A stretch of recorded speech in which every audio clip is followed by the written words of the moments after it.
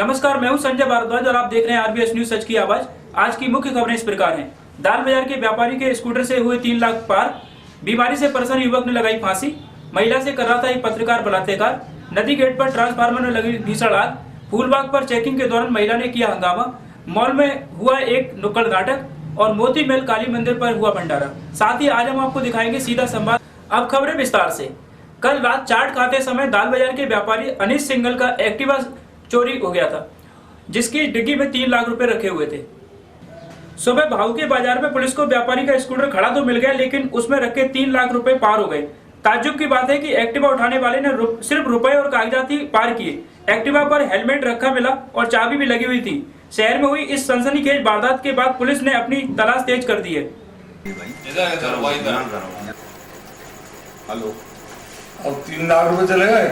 हाँ, गाड़ी में चाबी लगी थी, अभी सब रखी थी। वो दुकान से इनकी ग्रे कलर की एक्टिवा थी, LP 07 SB 2267। हाँ, और बस हाथ धोने के लिए वहाँ खड़ा हुआ था और वो गाड़ी को उठा के एक में दस्तखत इन्होंने कर दी आपकी जगह, उसे जनकगंज की तरफ आपके कॉलोनी आसपास के ये दुकानदार इनकी सुनी हो आप जो डॉक्टर कल्याण बाबू जी जब वापसी मिले तो बोलने का तरीका ऐसी है। मैंने आपको इसीलिए फोन लगा कभी कभी व्यक्ति जब आप गए को मनाने साफ हो 22 लाख से लुटे, तो आप तो ऐसे व्यक्ति हैं जो कोई लूट हो।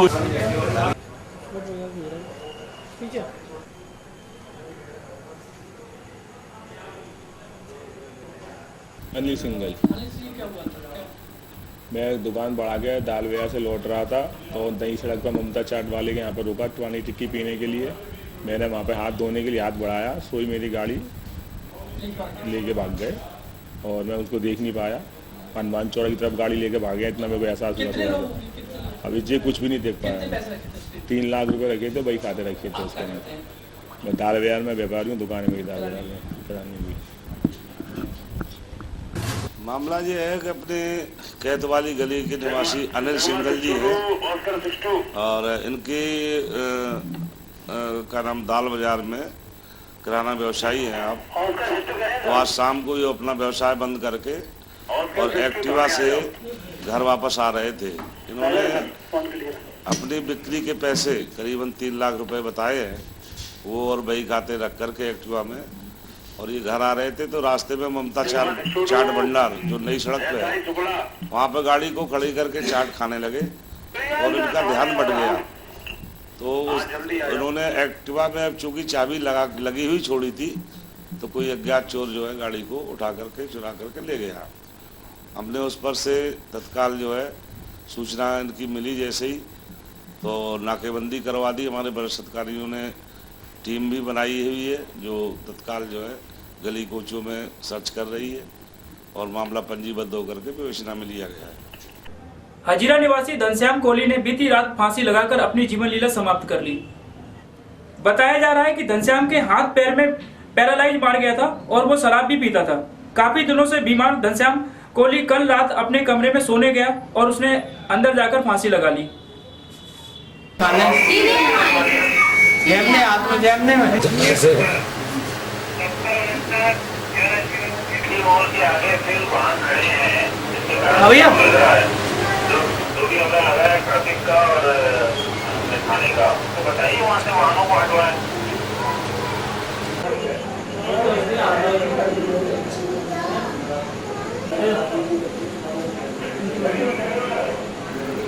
मेरा नाम दीपा है। क्या नाम है इनका? इनका नाम घनश्याम है। कहाँ रहते हैं? सुभाष नगर त्रिकोणिया पार्क। आपका क्या नाम है? मेरा नाम दीपा है। क्यों फांसी लगी? क्या वजह? इनको पहला रात हुआ था 1 साल पहले और ये इनकी दवाई भी चली थी, मैं दवाई भी तो चलाती थी, पर ये अभी तो सुबह तो अच्छे थे, खाना पाना खाया। मैं सुबह 9 बजे काम पे गई थी, काम नहीं लगा तो मैं भग आई। मैंने इनसे कहा कि मेरे को कपड़े निकालने दो, तो फिर इनने मेरे को कपड़े निकालने दिए। फिर इनने खाना खाया, मैं खाना खा के बाद मैंने सोचा ये दारू पी ली, इनने दारू पी के इनने केट लगा ली। मैंने सोचा ये सो जाते थे कभी कभी, तो मैंने सोचा सो गए। तो आपने कैसे पता चला कि इतने फांसी लगाई? पर मैं बहुत देर की खटखटा रही थी, पर मेरे को पता नहीं था। फिर मैं जाकर बाहर के बैठी रही। मैंने चलो सो जाते थे ये कभी कभी के बाद लगा दो गुस्से में, तो मैंने गुस्से में होंगे तो सो जाए। मेरे से पहले बोला कि मेरे को बीड़ी ले आ दे, तो मैंने बीड़ी का बंडल मंगाया इनको। मेरे को पता, मैंने बस इनको बीड़ी का बंडल है। फिर इन्होंने मेरे को आवाज़ दी, तो मैं बोलते तो नहीं दी, सारे से बुलाए तो मैं आई। तो बोले मेरे को बीड़ी मंगा, मैंने बीड़ी मंगा दी, पी के और फिर गेट लगा लिया। फिर मैंने एक बार और खुलाया, इन्हें खोल दिया। मैंने सोची तुम जैसे करती थी कभी गुस्से में केवल लगा कर सो जाती थी, इनकी तो आदत थी। तो मैंने को पता नहीं था। फिर मैंने इनके बहुत देर बाद में बैठी रही बाहर, मैंने पता नहीं था मेरे को। फिर क्या नाम है आपका? मेरा नाम दीपा है।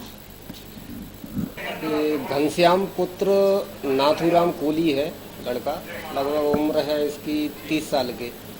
और इसने आज फांसी लगाई है दिन के दौरान, और कारण अभी ज्ञात नहीं है। जांच के दौरान पता चलेगा जैसे भी क्यों लगाई है फांसी। बीमारी क्यों बताया जा रहा है कि बीमार एक साल? हाँ, इसको 1 साल पहले पैरालाइज हुआ था, एक हिस्सा इसका, लेकिन चलता फिरता था, कोई दिक्कत नहीं थी, खाना खाता था, नहाता था, सब कुछ। हो सकता है जैसा भी होगा पता चलेगा जांच के दौरान। अभी पीएम के लिए भेज रहे हैं, पीएम के उपरांत पता चलेगा जांच के दौरान क्या होता है। बगड़ापुर थाना क्षेत्र में एक महिला ने अपने साथ हुए दुष्कर्म की शिकायत दर्ज कराई है।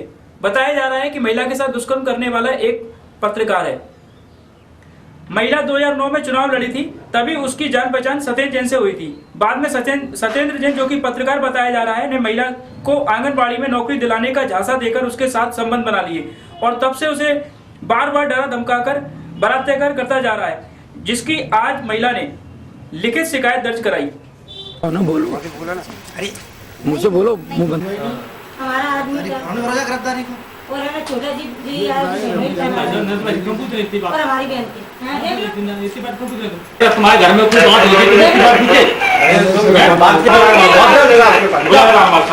जाते हुए एक जूता देंगे, सब ठिकाने लग जाओ। हम इससे बात करें, तुम ये मामी है, हमारी मामी है। इसमें झूठ सच फरीब नहीं बोला जरा।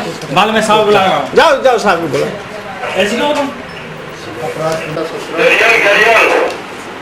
पूछताछ करें नहीं,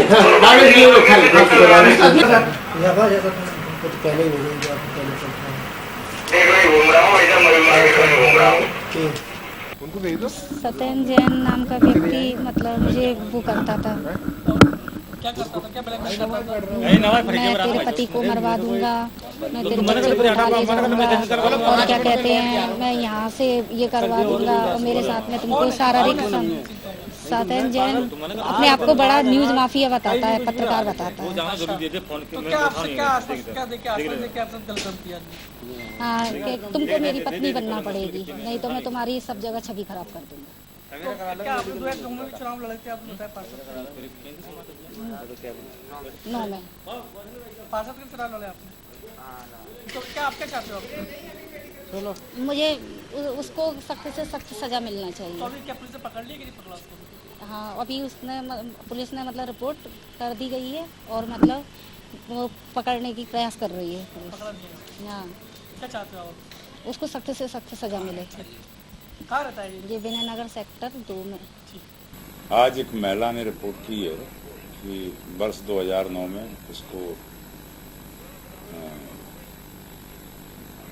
आंगनबाड़ी में नौकरी लगाने के नाम पे एक सत्येंद्र जैन विनय नगर में रहते हैं, उनके द्वारा प्रलोभन दिया गया, और उस प्रलोभन के चलते उनके द्वारा उसका दैहिक शोषण 2009 से अब तक करते रहे, नौकरी नहीं लगवाई, और उसको ये धमकी देते हैं कि तेरी 4 साल की बच्ची है, उसके बारे में मैं सबसे कहूँगा कि ये मेरी बच्ची है। उस रिपोर्ट पर से सत्येंद्र जैन के खिलाफ 376 IPC का अपराध दर्ज हुआ है और विवेचना शुरू की। नहीं, चुनाव तो इसने लड़ा है, अब उसने प्रलोभन दिया या नहीं दिया, चुनाव को लेके क्या बात हुई है, ये तो ऐसी कोई तथ्य नहीं आया। अभी आरोपी नहीं पकड़ा गया है, आरोपी फरार है। नदी गेट पर बिजली ट्रांसफार्मर में कल भीषण आग लग गई। आग इतनी तेज थी कि बुझाने में घंटों लग गए।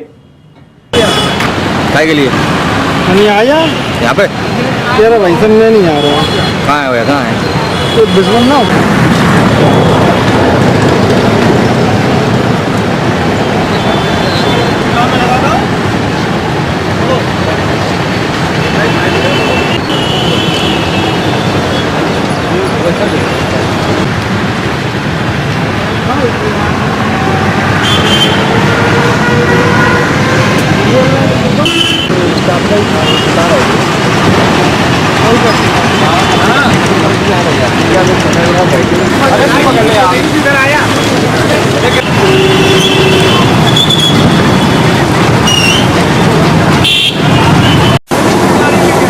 मिला था। क्या नाम है? बिंदु खां। किस तरह की सूचना मिली थी आपको? हमको जो मिले थे कि मेलगेट के सामने ट्रांसफार्मर में आग लगी हुई है। आपने आगे देखा तो आग हमने आन के देखा था, पूरे ट्रांसफार्मर में आग लगी हुई थी। और तो बिजली वालों को बुलाया, काफ़ी देर हो गई, नहीं तो हम तो बहुत जल्दी बुझा देते आग। क्या तो कारण रहा? देर किसकी है? इसलिए हो गई कि बिजली वालों ने लाइट बंद नहीं करी। बिजली वाले गलती और क्या, हम लोग तो पहले आ गए थे, नहीं तो हम तो लाइन नहीं कटी थी, हम पानी डालते तो दिक्कत आती ना हम लोग। कम से कम 5-7 मिनट तो खड़ी रही होगी। आधा घंटा तो हम लोगों को हो गया, लेकिन यहाँ देखते देखते फायर ब्रिगेड में आग नहीं बुझा पाई। हाँ तो वो इसी वजह से नहीं बुझा पाई ना कि वो लाइट नहीं काटी भाई, क्योंकि हम लोग का डायरेक्शन नहीं ले सकते हैं। कितना टाइम हो गया था करीब? पूरा आधा घंटा करीब हो गया वो। आपने आग बुझाने के लिए क्या क्या प्रयास किया आपने बुझाने के लिए? हमने तो पानी से मग्गे से भी पानी डाला और फिर जब फूलबाग पर उस समय पुलिस का तमाशा बन गया जब महिला की गाड़ी रोकना पुलिस को भारी पड़ गया।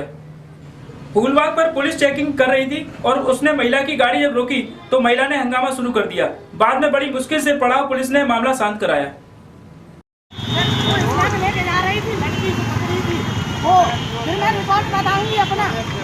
तो भाई साहब आप हद कर रहे हो वैसे, भले लोगों को पता है, आप भी क्रिमिनल बनाते हो। बयान रिपोर्ट हो रहा है, आप काहे को आप चिल्ला रहे हो? नहीं, आप भी बनाते हो। कोई भी माँ बाप से आतंकवादी मांग के पेट से नहीं जन्मता, ये भी बता रही है तुम्हारा सिस्टम। साहब आप हद कर रहे हो वैसे, भले लोगों को पता है, आप भी क्रिमिनल बनाते हो। बयान रिपोर्ट हो रहा है, आप काहे को आप चिल्ला रहे हो? नहीं, आप भी बनाते हो। कोई भी माँ बाप से आतंकवादी मांग के पेट से नहीं जन्मता, ये भी बता रही है तुम्हारा सिस्टम। क्या हुआ है बताओ मुझे, क्या हुआ मैडम? इसने भंतु ने मेरे साथ इतना गलत व्यवहार किया, जब गाड़ी के लिए 2 मिनट का टाइम नहीं देगा ये। क्या नाम? मुझे जानते नहीं हो भैया। अच्छा थालिया में जो शिकायत दर्ज करा रही थी ना, जैसा थालिया इन्होंने ये ताले नाम नहीं बता दे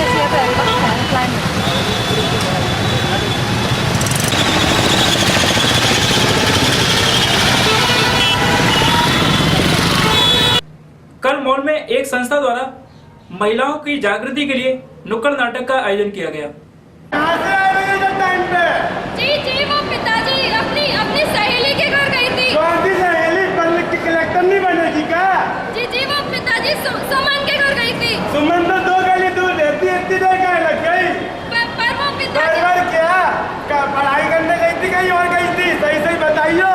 पर वो पिताजी कुछ नहीं जाना सही में, माँ का हाथ बटा निकल यहाँ से। अरे सुन रहे हो? हाँ बोलो भाग्यवान। आप बच्चों को परीक्षा परिणाम आने वाला है, चलो जरा देख कर आए क्या करके आए हैं। चलो देखे। नमस्ते मास्टर जी। नमस्ते नमस्ते। और क्या करा है हमारे लल्ला ने? हमारा लल्ला तो एकदम मक्कार है, मक्कार। ना तो पढ़ाई लिखाई में, ना ही खेल कूद में। एक चीज में तो माहिर बनाओ, एक चीज में तो, नहीं तो बर्बाद हो जाएगा, बर्बाद। अरे कहाँ से लगा हमारे लल्ला पढ़ के? यही तो हमारे बाकी सीखने की, खेलने की, कूदने की सीख जाएगा, पूरी उम्र बड़ी है सीखने को। फिर आपका बेटा है, आपकी इच्छा। जैसा बोलो। चलो जरा डिबिया के में भी हो आए, क्या कर आई है ये। चलो। अरे नमस्ते भाई साहब। नमस्ते मास्टर। नमस्ते भाभी जी। भाई साहब आप विश्वास मानेंगी नहीं, हमेशा की तरह आपकी बच्ची इस बार कक्षा में फिर से प्रथम आई है और वो बिल्कुल खेल कूद में भी एकदम अव्वल चल रही है। और अगर आप उसको ऐसे ही पढ़ाते लिखाते रहे ना, तो एक दिन वो हमारे स्कूल की तरह आपका नाम भी जरूर रोशन करेगी। क्या करेगी पढ़ लिख कर? आगे चलकर चूल्हा चौका ही तो करना है। वैसे भी अगले साल बाको गौना कराने, गौना चाहे हमने तो हाथ जोड़े बात से। अरे भाई साहब ये सोच आपकी बिल्कुल गलत है। अगर ऐसी सोच हमारे सारे देश के वासियों की हो जाए ना, तो जैसे हमारी कल्पना चावला हुई, रानी लक्ष्मीबाई हुई, इंदिरा गांधी हुई, तो इनकी तरह देश का नाम रोशन कौन कौन करेगा पूरे विश्व में। तो इसलिए मेरे आपसे सिर्फ यही कहना है कि आप जाएं और अपनी बच्ची को खूब पढ़ाएं। एक दिन वो आपका ही नहीं पूरे देश का नाम रोशन करेगी। सही कह रहे हो आप, सही। मैं आपकी बात पे जरूर विचार करूंगा मास्टर जी। धन्यवाद। लोग कहते हैं कि हमारा भारत तरक्की कर रहा है। क्या सच में हमारा भारत तरक्की कर रहा है? बताओ। लोग बहुएं तो चाहिए इंजीनियर, डॉक्टर, वकालत वाली, पर अपनी बेटी को कोई पढ़ाना नहीं चाहता। ऐसे हमारा भारत तरक्की करेगा? क्या आपको लगता है हमारा देश सच में तरक्की कर रहा है? बताओ।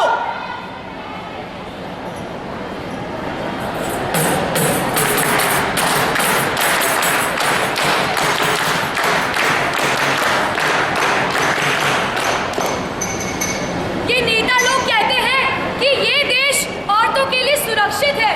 हाँ, आइए देख लेते हैं कैसे सुरक्षित है। यार कितना लेट हो गया है, ये अभी तक नहीं आई है। ना जाने कहाँ रह गई। इतना अंधेरा हो गया है, मुझे घर जाना है। अरे भाई इतने दिन बाद मिल रहे हो, क्या हाल है? बढ़िया है, तुम सुनाओ। अरे भाई बस तुम बताओ। अबे लड़की तो देख, क्या लड़की खड़ी है बस स्टॉप पे। यार मैं तेरे को बोला करता था ना, मेरे घर के पास आने बंदों में एक से करके खड़ी होती है। अरे हटो, मुझे भी तो देखने दे। अरे सही बोल रहा है, आइटम है आइटम। चलो मैडम, पिक्चर लगी है, नहीं चल रही हो क्या? चल यार, बहुत देर हो रही है। अरे दीदी ये देख कितना गंदा माहौल है यहाँ पे। चलो जल्दी। हाय हाय, ओहो ड्रामेबाज कहाँ जा रही हो कच्ची कली बनके? अरे इधर भी तो देख ले जरा, चल तो दिखा दे। शर्म नहीं आती क्या तुम लोगों को? शर्म नहीं आती? तुम्हारे घर में माँ बहन नहीं है जो इस तरीके से हरकत देते हो।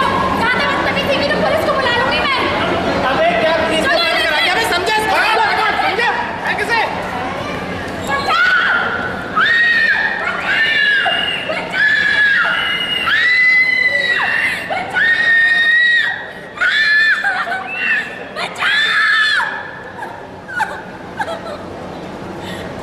ना जाने हमारे देश में हजारों रेप होते हैं। और तुम लोग कहते हो समाज वाले कि कॉम्प्रोमाइज करके सीख लो। कॉम्प्रोमाइज क्यों करेगा कॉम्प्रोमाइज? ये जिंदगी इंसान ने एक युद्ध का मैदान बनाकर रख दिया। ये जिंदगी इंसान ने एक युद्ध का मैदान बनाकर रख दिया। तो क्या मैं अपनी हथियार डाल दूं?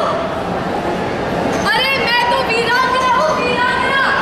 हौसले से डट कर लड़ूंगी, हौसले से डट कर लड़ूंगी। इन राक्षसों का नाश करके, इन राक्षसों का नाश करके जिंदगी अमर कर दूंगी, जिंदगी अमर कर दूंगी। जिंदगी भगवान ने चूल्हे की राख बनाकर दी, तो क्या मैं इसे कड़कड़ कर हवा में बिखरने दूंगी? मैं परिश्रम मेहनत हूँ, पसीने की बूंद से इसकी मटकी बनकर खुशियां भर लूंगी।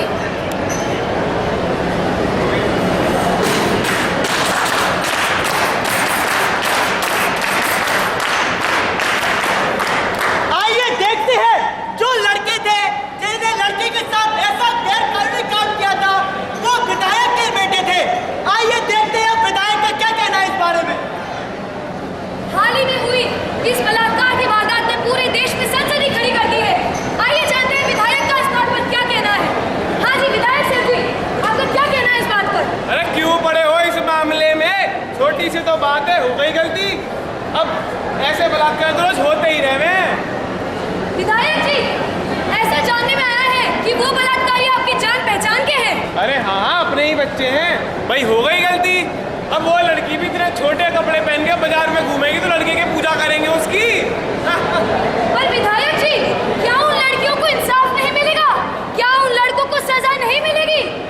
अरे भाई हमारा घर का मैटर है, क्यों छालो? अरे कैमरा बंद कर भाई। अरे सर सुनिए तो, सर सुनिए तो। मंत्री जी से दिला के 5 लाख दिला देंगे उसे, उससे ज्यादा इसकी इज्जत की कीमत ना है। अरे सर सुनिए। अरे चलो तुम। तो जैसे कि आपने देखा, आइए जानते हैं कि बलात्कारियों का इस विषय पर क्या कहना है। हाँ जी सर जी, आइए। क्या आप लोगों को शर्म नहीं आई ये कार्य करते हुए? अरे मैडम जी, वो छोरी हमारे मोहल्ले में इतना छोटा कपड़ा, इतना छोटा कपड़ा पहन के बीच मोहल्ले में घूम रही। अब आप लोग बताइए कि आजकल माहौल कितना खराब चल रहा है। तो हमने जरा समझाया तो ससुरी हमको धमकी देने लगी। अब नेता के लौंडे को धमकी और कह रही हमें पुलिस में बंद कराई देंगे। अबे हमने भी साला कोने में ले जाके समझा ही दिया। सर मुझे एक बात बताइए, यदि घर में आपकी माँ या बहन आपकी बात नहीं सुने तो क्या आप उन्हें भी ऐसे ही समझाते हैं? माँ के बारे में नहीं, काट डालेंगे। क्यों, क्या हो गया? जब बाहर की औरतों की बात हो तो कुछ नहीं, और जब घर की बात हो तो क्या ये है हमारे देश का नौजवान?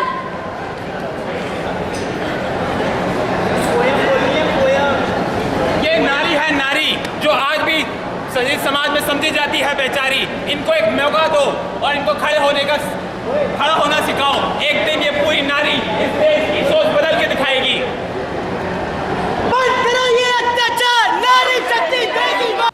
कल मोती महल के कुछ कर्मचारियों ने और कुछ भक्तों ने मिलकर वहां पर भंडारा आयोजित किया। भंडारा काली माता मंदिर पर किया गया था।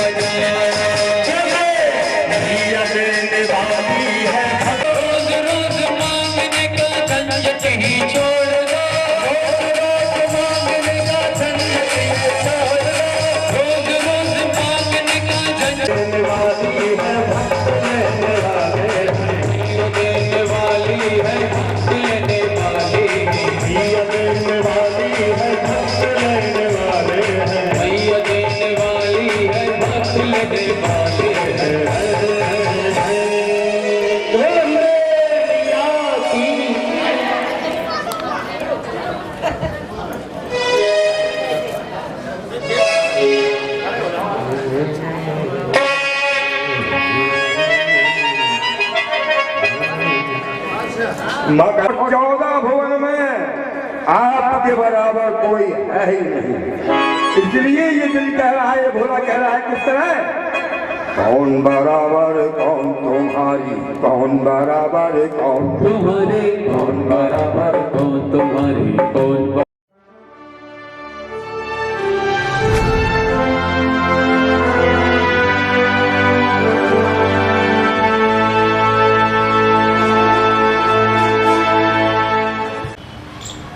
नमस्कार दर्शकों, मैं Sanjay Bhardwaj RBS news channel पर आज आपके लिए लेकर आया हूं एक प्रोग्राम सीधा संवाद। सीधा संवाद में हम बात करते हैं राजनेताओं से, बात करते हैं खिलाड़ियों से, बात करते हैं एक्टरों से और बात करते हैं समाज सेवियों से। ऐसे ही ग्वालियर में और भी बहुत सारे लोग हैं जिन्होंने अपने क्षेत्र में विशेष महारत हासिल की हुई है। साहित्य उनमें से एक है। ग्वालियर कला और संस्कृति की नगरी के रूप में जाना जाता है। तो यहाँ के जो कलाकार, संगीतकार, गीतकार जो पूरे देश में नाम रोशन कर रहे हैं ग्वालियर का, उनमें कुछ लोगों के नाम बड़े ही शिद्दत से लिए जाते हैं। ग्वालियर में जितने भी कलाकार हैं, जितने भी गीतकार हैं, संगीतकार हैं, रचनाकार हैं, उनमें दो शख्स मेरे पास अभी इस समय बैठे हुए हैं, जिनसे अभी मैं बात करूंगा सीधा संवाद में। और दोनों ही लोगों को ग्वालियर के कलाकार बड़े ही सम्मान से उनके नाम को पुकारते हैं और उन्हें अपना गुरु मानते हैं। तो मैं बात करना चाह रहा हूँ सबसे पहले श्री अशोक नादान साहब से, उनके साहित्यिक जीवन के बारे में। अहमद साहब, आपका स्वागत है। नमस्कार।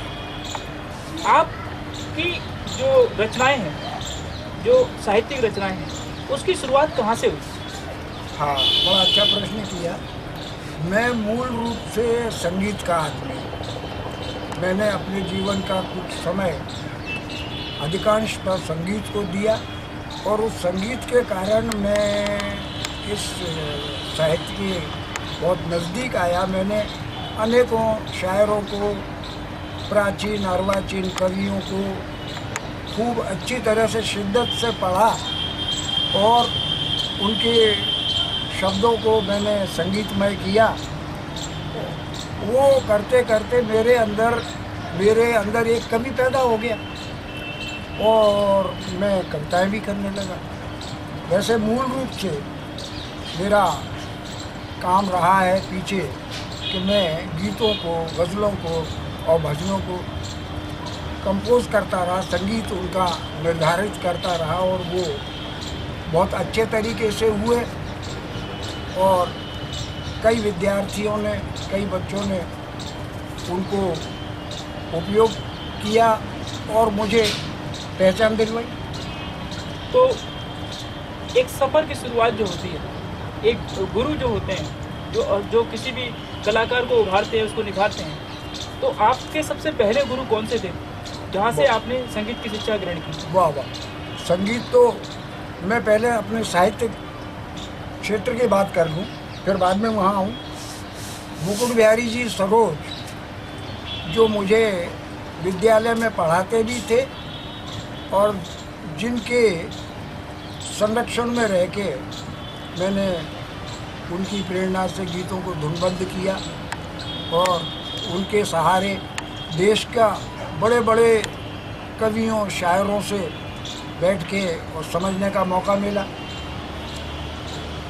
तो ये संगीत की बात रही और मेरे बच्चों ने, जिन्हें मैं शिक्षित किया, अपने मध्य प्रदेश के प्रतिष्ठित संगीत समारोह कहना चाहिए उसको, लता मंगेशकर पुरस्कार प्राप्त किए और उनके द्वारा भी मेरे को पहचान प्राप्त हुई। और साहित्य जो है वो मुकुट बिहारी जी सरोज के संरक्षण में रह के मैं कवियों को मिलता रहा, यथा बलवीर सिंह जी रंग और इसी तरह से नीरज जी, रमानाथ जी अवस्थी, चंचल जी, आनंद मिश्र तो मेरे बचपन के मित्रों ही में से थे, प्रकाश जी दीक्षित, ये हम सब लोग, निदा फाजली, ये हम सब नियमित मिलते रहते थे। तो वो कविता इन लोगों के, इन कवियों में रह के कैसे भला बचा जा सकता है, तो मेरे अंदर भी फूट पड़ी वो और थोड़ा बहुत लिख लेता हूँ। तो आपके जो आदर्श हैं इस संगीत के क्षेत्र में, जिनको आप पसंद करते हैं, जिनको आप फॉलो करते हैं, उन शख्स का नाम आप मुझे जी। मैं प्रेरित हुआ बहुत पुरानी संगीत निर्देशक फिल्मों के खेमचंद्र प्रकाश जी से और उन्हें मैंने एकलव्य की तरह अपना गुरु माना। उसके पश्चात में मुझे सौभाग्य मिला संगीतकार जयदेव के पास समझने का, सीखने का, बैठने का। और मेरे स्वयं के जो बहनोई थे, श्याम बाबू पाठक, उस समय फिल्मों के बहुत ही मशहूर संगीत निर्देशक थे। तो इन सब लोगों से प्रेरणा लेके यहाँ कुछ समय मैंने माधव संगीत विद्यालय में, जिन दिनों राजा भैया साहब पूछ वाले उसके प्रिंसिपल हुआ करते थे, बात बहुत पुरानी, संसंबत याद नहीं थी, तो वहाँ संगीत सीखा 2 वर्ष मैंने। उसके पश्चात पंडित विश्वनाथ राव जोशी से मैंने विधिवत संगीत की शिक्षा प्राप्त की और इस तरह से मेरा संगीत का सफ़र, और मैं चल रहा हूँ उस मार्ग पर। तो जब आप संगीत घर पे करते हैं, आप तैयार करते हैं, घर में जो आपका परिवार है, बच्चे हैं, नाती हैं, बहू हैं, है ना, शुरू में माता जी रही, तो कितने प्रभावित होते थे वो आपके इस काम से? डिस्टर्ब होते थे या आपको सपोर्ट करते थे? मैं अपने किए काम को तब सफल मानता था जब मेरे घर का कोई मेंबर उसे गाने लगता था, तो ये मैं समझता था कि ये मेरा काम पसंदीदा काम है, क्योंकि उसको वो लोग गा रहे हैं और वो वैसा ही कह रहे हैं, वापस मुझे सुना रहे हैं, तो मैं समझता हूँ मेरे बच्चों ने, मेरी पत्नी ने, मेरे बहुओं ने, बच्चों ने पूरा मुझे सहयोग दिया और मैं उनका आभारी हूँ इस मामले में। ऐसी कोई रचना जो आपने तैयार की है, जो आपके दिल के बहुत करीब है, जो आप हमारे दर्शकों को, ग्वालियर के लोगों को सुनाना चाहते हैं, बताना चाहते हैं, आपके ही शब्दों में, आपके ही सुर में? सुर की बात मत कीजिए। 2007 में पत्नी के स्वर्गवासी होने के पश्चात मैंने संगीत जो है, मैं भूल गया कि मैंने कभी संगीत भी किया था। वर्तमान की बात कीजिए, वर्तमान में कविताएं लिखता हूँ और कभी मौका देंगे तो मैं हारमोनियम के कभी सुनाऊंगा आपके चैनल के लिए, निश्चित सुनाऊंगा, गज़लें भी सुनाऊंगा, गीत भी सुनाऊंगा। इसके लिए थोड़ा सा मेहनत करनी पड़ेगी मुझे। चलिए, आप बगैर हारमोनियम, बगैर संगीत के ही आप कुछ लाइन सुना दीजिए।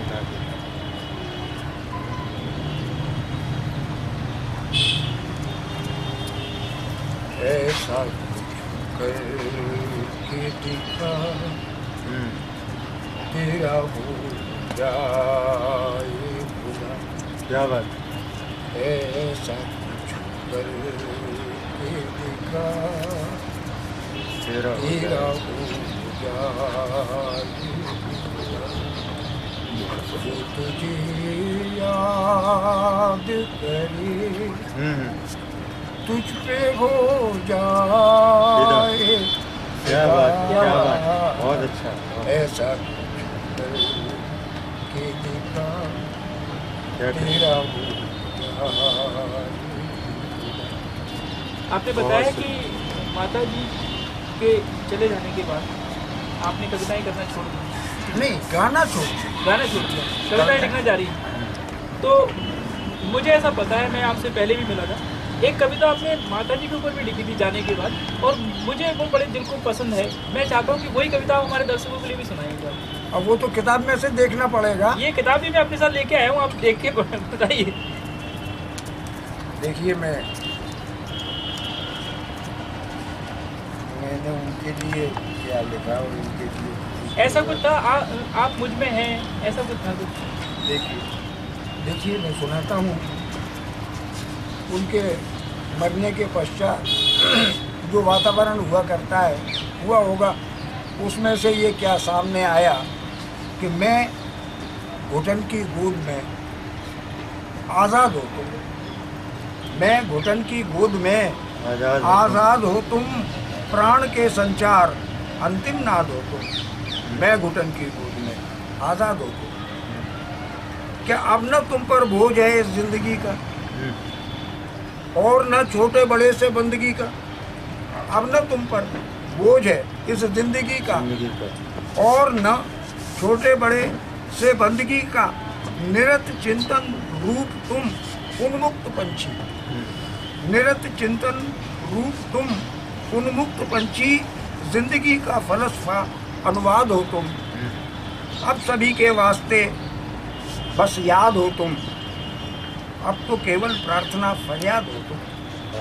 अब तो केवल प्रार्थना फरियाद हो तुम।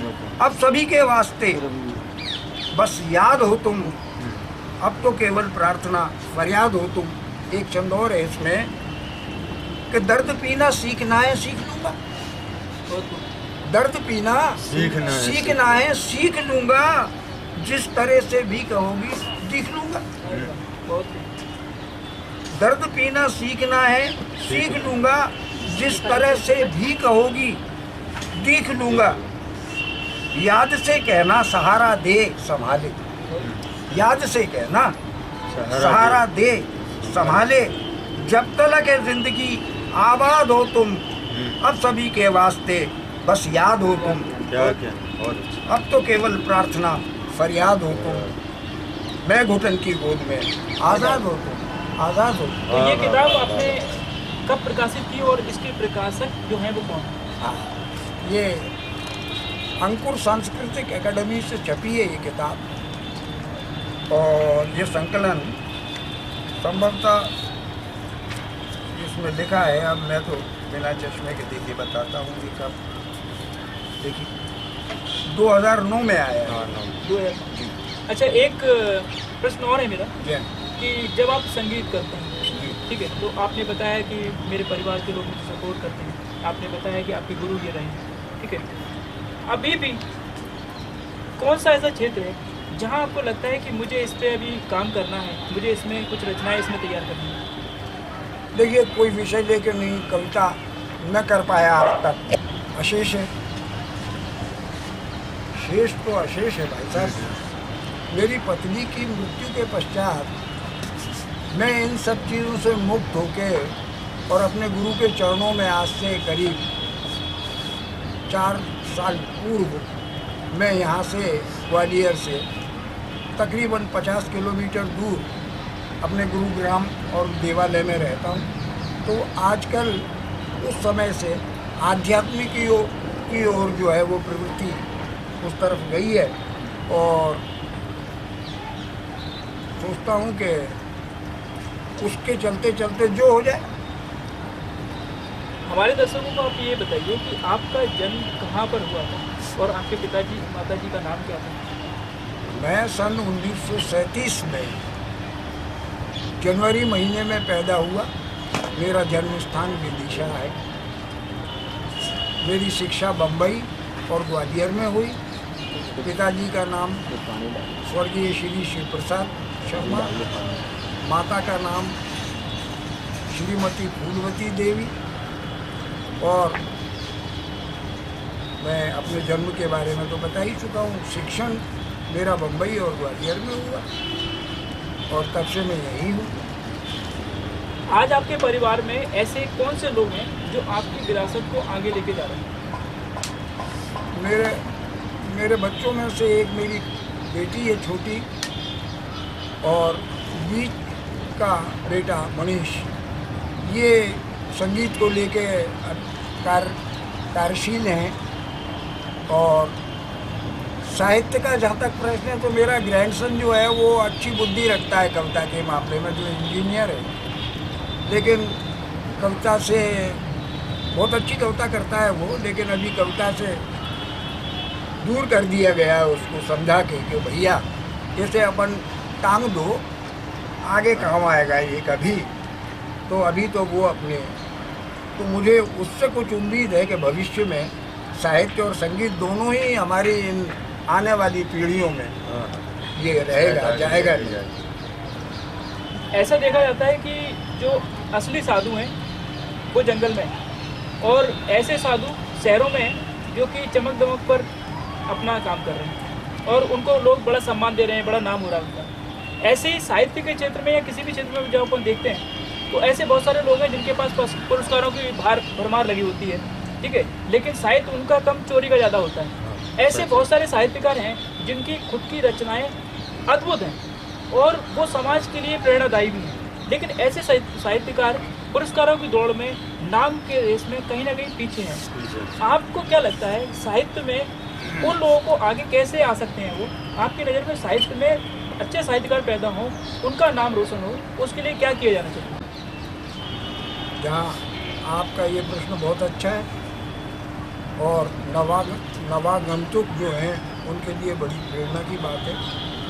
वे लोग जो कुछ धकेल दिए जाते हैं, कुछ स्वभावतः पीछे रह जाते हैं और कुछ इसलिए पीछे रह जाते हैं कि वे समझते हैं कि उनने बहुत कुछ लिख दिया है। ऐसे लोगों को, ऐसे नई पीढ़ी को गोष्ठियाँ हमारे शहर में ग्वालियर में होती हैं और उन गोष्ठियों में जाना चाहिए और बैठ के सुन के सीखना चाहिए, बहुत कुछ पढ़ना चाहिए। हमारे गुरुजी कहते थे कि डलिया भर पढ़ो, सरोज जी कहते थे डलिया भर पढ़ो और फिर लिखो थोड़ा सा। तो पर तकलीफ होती है, पीड़ा की बात है, ये बात बड़ी पीड़ा की है, लेकिन वो पीड़ा हम व्यक्त करें, नई आने वाली पीढ़ी अपने आप को सिद्ध करेगी और उसको सिद्ध करना है इस तरह से कि वे अपने से सीनियर्स का सम्मान करें, उनके पास बैठें, अपनी रचनाएं उनसे उनको सुनाएं, उसमें तरमीम अगर की जा सकती है तो करवाएं। ऐसा कहा जाता है कि जहाँ गोली से काम नहीं होता वहाँ कलम काम करती है। तो क्या आपकी कवियों की जो पीड़ा है, साहित्यकारों की जो पीड़ा है, कभी वो कलम के माध्यम से बाहर निकल कर आएगी कि साहब जो सरकार है, प्रशासन है, जो बड़ी बड़ी साहित्यिक अकादमियाँ हैं, ठीक है, वो हमें नोटिस नहीं करती, तो कोई बात नहीं, हम अपनी कविताओं से ही उनको नोटिस में लाने की कोशिश करते हैं। आप बहुत सही कह रहे हैं, ऐसे कवि कम हैं, कवि बहुत हैं, कवि इतने हैं कि आप सूचियाँ बनाएंगे तो कई सूचियाँ बन जाएंगी, लेकिन ऐसे लोग बहुत कम हैं और ठोक के सामने आना पड़ेगा कवि को। इस तरह का ये एक अलग विषय है, राष्ट्रीयता और ये किसी को उसकी खामियों को सामने ला के सुनाना, अधिकांशतः ऐसा होता नहीं है, करते नहीं है। और कुछ कम ही ऐसे लोग हैं दिलेर जो ये काम करते हैं, सबके बूते का काम नहीं है। मैं यहाँ पर आया हुआ था, ये 30पुर का सी ब्लॉक है जहाँ अशोक नारायण साहब रहते हैं, बहुत ही वयोवृद्ध साहित्यकार हैं ग्वालियर में। मैंने आपको पहले भी बताया है कि इनका बड़ा नाम है और बहुत सम्मान से इनको लोग लेते हैं। जब मैं इनसे मिलने आया तो यहाँ पर मुझे एक और साहित्यकार यहाँ पर आए हुए मिले, तो मैं उनसे भी कुछ बात करता हूँ। ये पहली बार ऐसा हो रहा है कि सीधा संवाद मैं किसी के साथ करने आया हूँ और ये दो लोगों के साथ आप सीधा संवाद यहाँ देख रहे हैं। सबसे पहले आप मुझे अपना नाम बताइए सर। मैं धीरेन्द्र गहलोत जी। तो जैसा कि है ना, अभी मुझे मालूम पड़ा है नादान साहब से कि आपकी कुछ रचनाएं जो हैं वो पाठ्यक्रम में शामिल की गई हैं गुजरात पाठ्यक्रम, उसके बारे में कुछ बताइए। गुजरात के पाठ्यक्रम में ये एक संयोग से ही हुआ। एक वहाँ पर एक बहुत बड़ा अंतर्राष्ट्रीय स्तर का एक संकलन प्रकाशित हुआ था, धरा से गगन तक।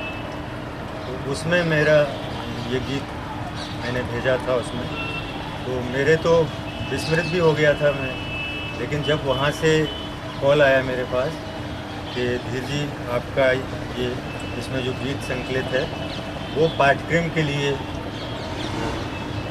चयन किया गया है, तो आप अपनी स्वीकृति उसके लिए प्रदान करें।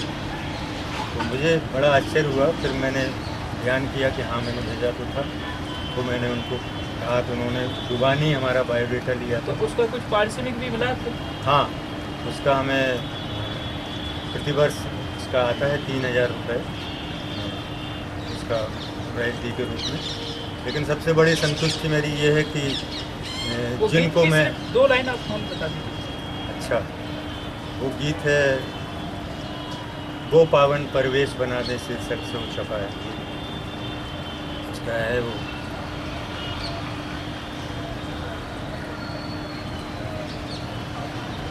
चलिए आप ये बताइए कि आपके परिवार में आपको जो लोग हैं वो आपको इस काम के लिए कितना सपोर्ट करते हैं? बहुत सपोर्ट करते हैं। मेरी पत्नी, मेरे दोनों बच्चे सपोर्ट भी करते हैं और मेरे गीतों को, गज़लों को गुनगुनाते हैं, तो मुझे बहुत अच्छा लगता है। आपने अभी एक बात कही, जब मैंने आपसे पूछा कि कवि जो होता है वो प्रेम के ऊपर भी लिखता है, विरह के ऊपर भी लिखता है, समाज के ऊपर भी लिखता है, तो आपके प्रेम के पीछे कौन है? तो आपने कहा युवावस्था में होता है। तो शादी आपकी हो गई, पत्नी आपकी है, ठीक है, युवावस्था के प्रेम के लिए तो आपने लिख दिया, ठीक है। अब वर्तमान में जो पत्नी है आपकी, धर्म पत्नी जो है, तो उनके लिए भी कुछ लिखा है कि नहीं लिखा? उनके लिए लिखा तो था, सोच के एक क्षण में सुना दे रहा हूँ। बिल्कुल, उनके नहीं तो वो बुरा मान जाएंगे, तो इसलिए मैंने कहा बोल दूँ। गीत है कि मेरे गीतों में गुंजन अविराम तुम्हारा है।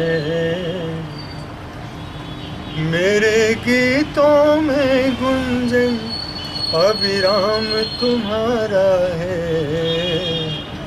नीत हृदय की हर धड़कन में नाम तुम्हारा है। मेरे गीतों में गुंजन अविराम तुम्हारा है। नीत हृदय की हर धड़कन में नाम तुम्हारा है। कि हर मौसम सावन सा मुझको प्यारा लगता है। हर मौसम सावन सा मुझको प्यारा लगता है। हर दिन आज दिवाली सा उजियारा लगता है। हर दिन आज दिवाली सा उजियारा लगता है। तो राधे सी प्रियतमा सुनो, राधे सी प्रियतमा सुनो, घनश्याम तुम्हारा है। वाह भाई वाह। नीत हृदय की हर धड़कन में नाम तुम्हारा है। मेरे गीतों में गुंजन अविराम तुम्हारा है। नीत हृदय की हर धड़कन में नाम तुम्हारा। बहुत बढ़िया। नागर साहब चलते चलते एक क्वेश्चन है, दोनों लोगों से ही करूँगा मैं। लास्ट क्वेश्चन है मेरा कि ग्वालियर को संगीत की और कला की नगरी कहा जाता है। ग्वालियर में उस्ताद हमदर्द अली खान साहब का सरोदगढ़ बना हुआ है और हमारे तानसेन जी जो हैं उनको अकबर के 9 रत्नों में से एक माना जाता है। उन्हीं के वजह से ग्वालियर संगीत की नगरी के रूप में पूरे विश्व विख्यात है। एक क्वेश्चन मैं जो सभी से करता हूँ, मैं आपसे भी करना चाहता हूँ कि जैसे कोटा में इंजीनियर पैदा होते हैं, कहते हैं साहब वहाँ से इंजीनियर निकल के आते हैं। बेंगलुरु एक एजुकेशन हब के रूप में बन गया है। मुंबई है, वहाँ कलाकार वहाँ से निकलते हैं। हमारी ग्वालियर को कला और संस्कृति की नगरी कहा जाता है, लेकिन यहाँ से सिर्फ 2 ही नाम हम बार बार रिपीट करते रहते हैं। ऐसा क्या कारण है कि यहाँ से बड़े बड़े साहित्यकार अगर बराबर नहीं निकलेंगे तो फिर ये कला की नगरी सिर्फ 2 लोगों के नाम पर हम कब तक लेके जाएंगे? तो ऐसे लोग जो हमारे शहर के नाम को रोशन करें, उनके लिए आप क्या कहना चाहते हैं? मैं आप दोनों से इसके बारे में पूछना चाहता हूँ। पहले आप। बड़ा अच्छा प्रश्न किया है आपने और इसका सीधा सीधा उत्तर ये है कि प्रतिभाओं की कमी नहीं है। प्रतिभाओं की कदापि कोई कमी नहीं है। यहाँ से कुछ लोग निकले लेकिन बड़े नामवर निकले। हाँ, ये दुर्भाग्य है शहर का कि यहाँ से कलाकार बाहर अपना नाम रोशन नहीं कर पाए। जो कर पाए उन्हें हम यहाँ के लोगों ने ही दाव पे धर दिया, उनको आगे नहीं बढ़ दिया। ये सबसे बड़ा दुर्भाग्य ग्वालियर में संगीत के नाम पर कि इसमें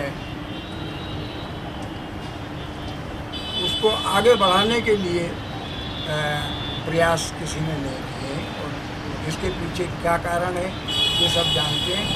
संगीतकार तो विशेष तौर पर जानते हैं कि इनके कारणों क्या हैं।